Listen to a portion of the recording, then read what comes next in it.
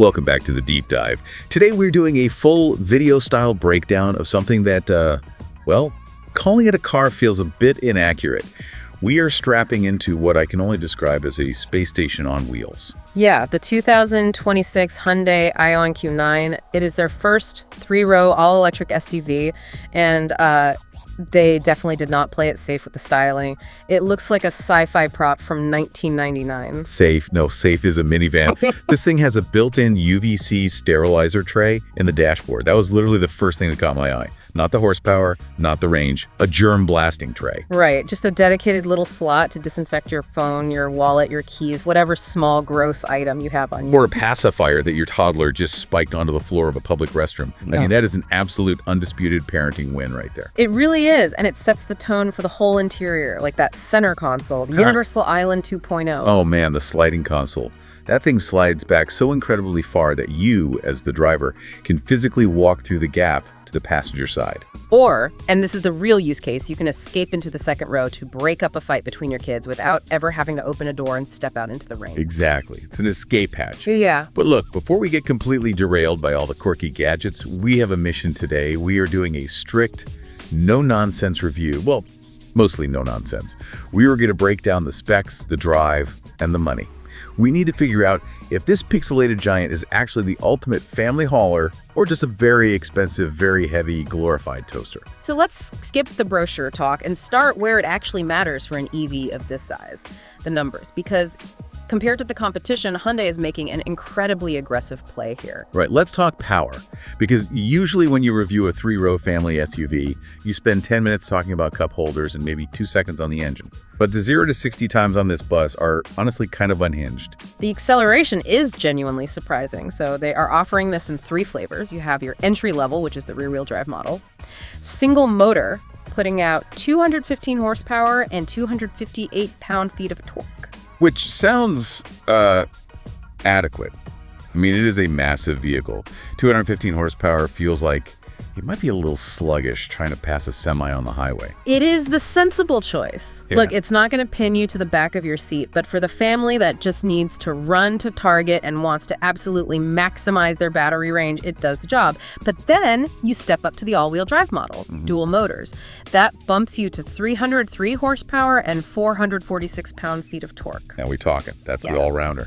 But we had to talk about the top tier. The one that makes me actually laugh out loud. The performance all-wheel drive. Ah, yes. The Dadmobile Rocket. 422 horsepower, 516 pound-feet of torque. Doing 0 to 60 in 4.9 seconds. 4.9. Why on earth does a vehicle equipped with a pacifier sanitizer need to hit 60 miles an hour that fast? Yep. It is absurd. It's the nature of electric torque. It is completely instant. You don't have a transmission hunting for gears. There's no engine to rev up. You just put your foot down and go. And honestly, when you are trying to merge onto a short highway on-ramp with 6 people and a trunk full of luggage, that kind of power is actually a safety feature. That is a highly rational way to justify a 4.9 second 0 to 60 time to your spouse. I love it. It's not about drag racing minivans, it's about confidence. Although I should point out the top speed is electronically capped at 124 miles per hour. Probably for the best. I don't think anyone needs to see a 3-row family lounge drifting on the Autobahn. But okay, normally when you throw that kind of dual motor power into a heavy SUV, the range completely falls off a cliff. Right, and here is where Hyundai's engineering actually shines. Every single trim level, from the base model up to the performance, comes with the exact same massive battery pack, 110.3 kilowatt hours. That is a huge energy reservoir. So what kind of range are we actually getting in the real world? Well, for the rear-wheel drive model, you are looking at an EPA estimated 335 miles. The standard all-wheel drive drops slightly to 320 miles. And that performance trim, the Rocket, it still manages about 311 miles. That is barely a penalty. You were losing, what, maybe 20 miles of range to shave a full second or two off your 0 to 60 time? Exactly. The consistency across the lineup is fantastic. But the real secret weapon of the Ioniq Q9 isn't just the overall range, it is the charging speed. This vehicle is built on an 800-volt architecture. Okay, let's pause there. Because we throw 800 volt around a lot in these reviews, and I think most people just hear a big number and assume it's good. Why does that actually matter for the person buying this car? It is a great question. Think of it like trying to fill a bucket with water. Most EVs on the market today, including a lot of very expensive competitors, run on a 400-volt system. That is like filling your bucket with a standard garden hose. It works, it gets the bucket full, but you are going to be standing there for a while. Right. The Ioniq Q9's 800-volt system is like switching out the garden hose for a firefighter's hose. It pushes the energy into the battery at a much higher pressure. Meaning way less time sitting in the parking lot of a random grocery store waiting to hit 80%. Exactly. If you pull up to a 350 kilowatt fast charger, you can take this massive battery from 10% to 80% in just 24 minutes. For a battery over 110 kilowatt hours, that is blisteringly fast. It is absolutely class-leading. And there is one more detail on the spec sheet that I think is a total game changer for anyone who has been on the fence about buying an EV. The plug itself. Yes, it comes with a native NACS port right from the factory. Now, for those not deep in the EV acronym weeds, what does NACS actually mean for their daily road trip? NACS stands for North American Charging Standard, but let's just call it what everyone else calls it. It's the Tesla plug. This means that out of the box, the Ioniq Q9 can plug into the Tesla Supercharger network. No adapters, no clunky third-party dongles. So you just pull up to a supercharger, plug it in, and it works. Exactly. It completely solves the biggest headache for non-Tesla owners, which has always been finding a reliable charging station. You immediately have access to the largest, most reliable fast charging network in the country. Plus, it works with the new Iona network that's being built out right now. That effectively kills range anxiety. Full stop. Okay, so it charges fast, it goes far, it plugs into Tesla stations. But we have to address the elephant in the room, or rather, the aerodynamic whale in the room. This thing is huge. It is substantial. The wheelbase alone is 123.2 inches. Just to put that into perspective for you, that is longer than a Chevy Tahoe. A Tahoe. That is an enormous footprint. But when you look at it, it doesn't look like a Tahoe. It doesn't look like a brick. It looks very smoothed out. You called it a toaster earlier, but aerodynamically speaking, it's more like a smooth river pebble. It has a drag coefficient of 0.269. 0.269. Is that good for a vehicle this size? Because it sounds like a very small number. For a three-row SUV, it is practically engineering witchcraft. A traditional boxy SUV is essentially pushing a solid wall of air down the highway. The Ioniq Q9 uses active air flaps in the front bumper that physically close when the battery doesn't need cooling, just to smooth out the airflow. It has flush door handles. The underside is completely flat. Right, because at 70 miles an hour, aerodynamics matter way more for your range than the actual weight of the car. Exactly. That slippery shape is the primary reason a vehicle this heavy and this long can still hit over 300 miles of range. Aerodynamic pebble sounds like a terrible yoga pose. But since we are talking about utility and weight, what about hauling stuff that isn't people? What if I want to tow a boat? This is where you really need to pay attention to which trim you are buying. If you go with the base rear-wheel drive model, your towing capacity is capped at 3,500 pounds. Which is what, a small utility trailer, a couple of jet skis? Pretty much. But if you step up to any of the all-wheel drive trims, that towing capacity jumps to 5,000 pounds. That is enough for a decent-sized boat or a small camper. It genuinely transforms the car from just a city shuttle into a legitimate weekend escape pod. Okay, so it can tow. Let's move inside the Pebble. Because the interior is where Hyundai is really betting the farm. They're pushing the whole lounge concept. And it isn't just marketing fluff. Remember that incredibly long wheelbase we just talked about? Yeah. Because the wheels are pushed to the absolute extreme corners of the chassis, and because it's an EV, so there's no transmission tunnel running down the middle, the floor is completely flat. The interior volume is cavernous. You get over 80 inches of combined legroom for the second and third rows. Well, what about these relaxation seats I keep seeing mentioned for the first and second rows? Oh, they are fantastic. They fully recline, essentially turning into loungers, and they offer what Hyundai calls dynamic body care, which is just very fancy corporate speak for a built-in massage function. Imagine pulling up to a supercharger, plugging in, and getting a 20-minute massage while you wait. That sounds dangerous. I might never go back inside my house. I'd just be sitting in the driveway like, sorry, honey, the car needs another hour of charging. It's a very technical battery calibration thing you wouldn't understand. I am fairly certain that excuse will only work exactly one time. But honestly, what stands out to me the most inside the cabin is the dashboard layout. You have this beautiful panoramic curved display housing two 12.3-inch screens. And this is a massive win. In the modern EV space, they kept physical buttons. Hallelujah. I do not want to navigate through 3 submenus on a touchscreen while going 70 miles an hour just to turn down the heat. It's insane that we have to praise a car for having buttons, but here we are. They kept hard buttons and dials for the climate control and the volume. It really shows they are listening to actual drivers who are universally tired of touchscreens for basic functions. They also heavily integrated their AI voice assistant. Right. You say, hey, Hyundai, and it uses generative AI to answer questions. Yes, and it can handle complex multi-part requests. Like, hey, Hyundai, why is my toddler crying? Or, hey, Hyundai, find me a strong coffee. More like, hey, Hyundai, find me a coffee shop that has a fast charger nearby and route me there. It figures out the context. It is much more conversational and fluid than the old, rigid voice command systems we're used to. That is definitely cool, but I am still stuck on the steering wheel lights, the green dots. Ah, right, the pixel lights. Yeah.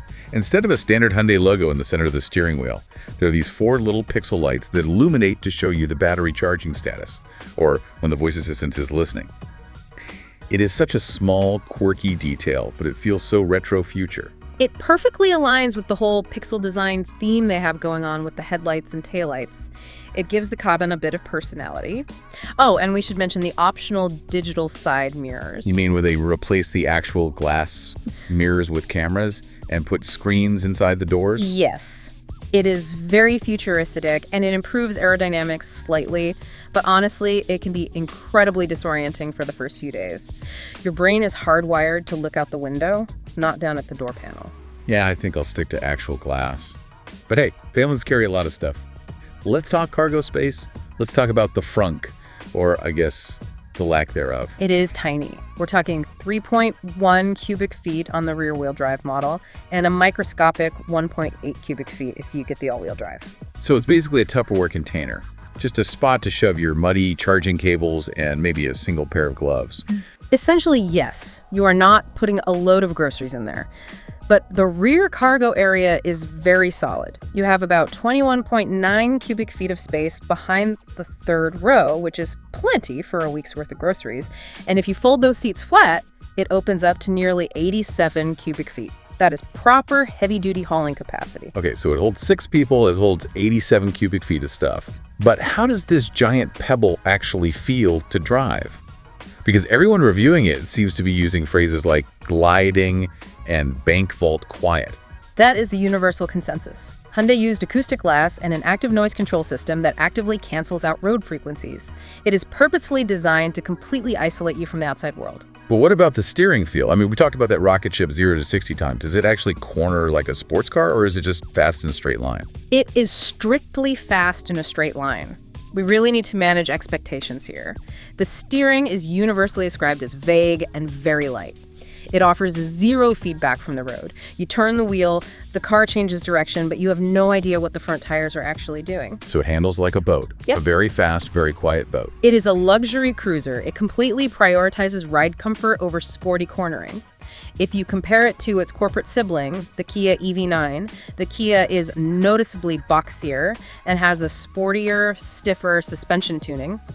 The Ioniq Q9 is much softer, and if you compare it to a Tesla Model X, the Hyundai is far more comfortable and compliant over potholes and rough pavement. It is absolutely not trying to be a track car. Which is fine, honestly. If I am putting my family in this, I want comfort and I want safety.